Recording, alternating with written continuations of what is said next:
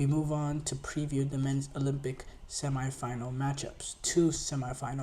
Two fascinating semifinal matchups, actually, and the fact that, we're getting Europe versus Africa in both semifinals, which is a little bit disappointing for South America. And the fact that even the last World Cup, the last World Cup was won for South America, but these Olympic Games, no South American teams were able to reach the semifinals. South America happens to be, happens to take this sort of Olympic Games very, very seriously. So it is disappointing for the Colombo Federation not to have a single team in the semifinal. Great for Africa. You get to have Morocco and Egypt, two North African sides at these Olympic Games reaching the semifinals. Great for Africa. I have to say, Morocco and Egypt both should be very, very proud of them, proud of what they've been able to accomplish at these European Championships, at these Olympic Games. They've been both phenomenal, and they've, especially Morocco played some free-flowing attacking football. Egypt, they've gotten fortunate in some games, but they've also played some good football in stretches, and they've shown some of their players have real tidy and have some real ability. So for me, there's no real I'm a little surprised that Egypt was able to get here, but Egypt is a team with some real quality. I mean, they played really here, and Egypt also has a good history in terms of playing at the Olympic Games. In 2016 or 2012, they reached the quarters. In 2021, they reached the quarters. I believe and then this time around, they have also reached the quarters. This is the first time though, in a while that they've been able to get past these quarterfinals and reach the semifinal stage.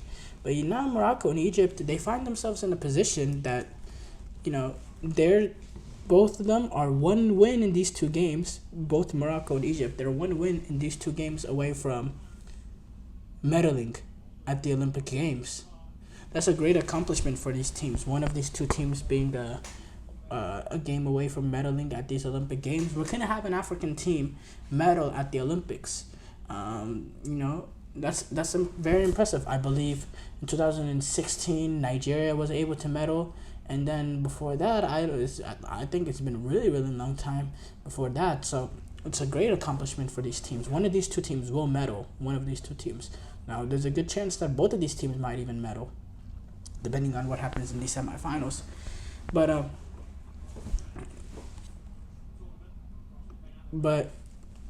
yeah, it's great. But now going back to these individual matchups, France taking on Egypt. That will be an interesting game. I think France are obviously the favorites, the big favorites, have the much better team in this game, and all the pressure is going to be on them. All the pressure is going to be on them because they're big favorites. They're the home team at these Olympic Games. Huge pressure on the manager, huge pressure on the players, and I think Egypt will thrive under that sort of not having any sort of expectations, and all the expectations being towards the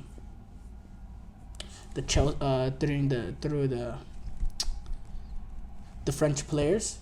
But Egypt, they're gonna have to be compact. They're gonna have to close the space down. They're gonna have to believe. They're gonna have to be very clever in terms of pick and choose your opportunities to try to threaten France in the counter. You don't want to leave yourself open with the likes of Lacazette and Jean-Philippe Mateta coming the other way. You don't want to leave yourself too open because, again, these are some really good players, really good players that Morocco, that Egypt, that France has. Lacazette, Jean-Philippe Mateta, Michael Olise, even they have some brilliant players on the bench that haven't had any impact so far on this tournament. A guy like Ryan Cherki. These are some brilliant players that are involved, and I think they can be deadly. I really do. I think they can be very, very deadly. France in transition. They have the ability to do that.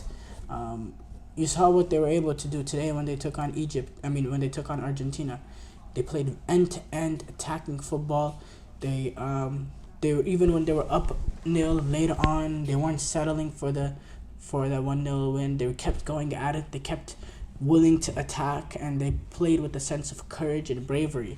But Egypt, they also have that never die attitude in terms of, you know, starting off the Olympic Games with a disappointing draw to Dominican, quickly recovering that to win your two games, and then in this game against Paraguay, going down a goal late into the game, and to have the resilience to fight back despite him going down very late in the game, and to get that equalizer in the final moments, and to hang on, and to get the penalty shootouts, and to be able to take advantage of the opportunity and win the penalty shootout. It's a massive, massive achievement for the it's a massive, massive achievement for the Egyptians to be here. Uh, uh, uh,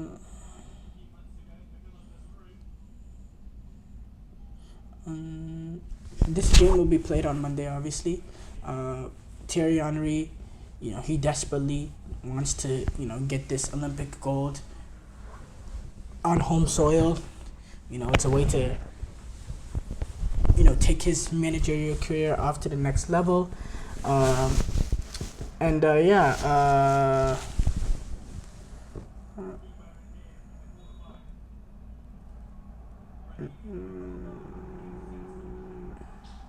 um, they're able to. Thierry Henry is able, and yeah, it's a brilliant game and momentum. Both teams have momentum, which is the good part about this.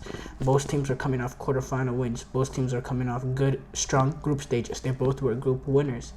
But again, if you look at individually the players, the quality amongst both teams, I have to say France is just better. France just has much better players, and now Rogerio Mikel, coach of the Egyptian Olympic soccer team, he's also the coach of the Brazilian. He was also the coach of the Brazilian team that won the famous Brazilian team that won the Olympic Games in Rio in 2016. So obviously there's that experience factor there, and he will be able to manage the highs and lows of being able to reach the quarterfinals. And you know, even in that Olympic Games in 2016, Rogero's Mikel's team started off the season with the Olympic Games a draw against South Africa and Iraq. They started off slow, similarly to how slow this Egyptian team started against the Dominican Republic, but they were able to pick it up in their second game. Egypt did, and now they're in the semifinals. And again, Egypt are a game, one win away in two games. They only need one win in two games to win a medal at these Olympic Games. That's brilliant. Now France medaling at these Olympic Games is not gonna mean nothing. They're the home team. The expectations on them. They're expected to win. So obviously, there's two different level of expectations there. But I obviously think France is gonna win. Spain taking on Morocco. For me, much more even sort of game here. Both evenly teams, quality all around. Pau Cubarsí, Eric Garcia, Fermin Lopez, Achraf Hakimi, Sofiane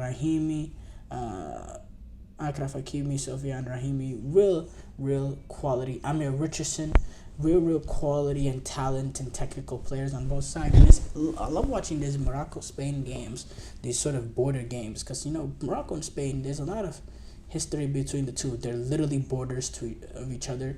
I don't know if they're exactly touching, but they're basically touching. They're separated by almost a length of a river, not even, or the width of a river. But yeah, these are two teams that are actually going to be hosting the World Cup after the US, so that's also an interesting element there. But yeah, Morocco, they're going to be both teams are going to be well aware of each other. I know a lot of Moroccan players play in La Liga, like Akraf Hakimi.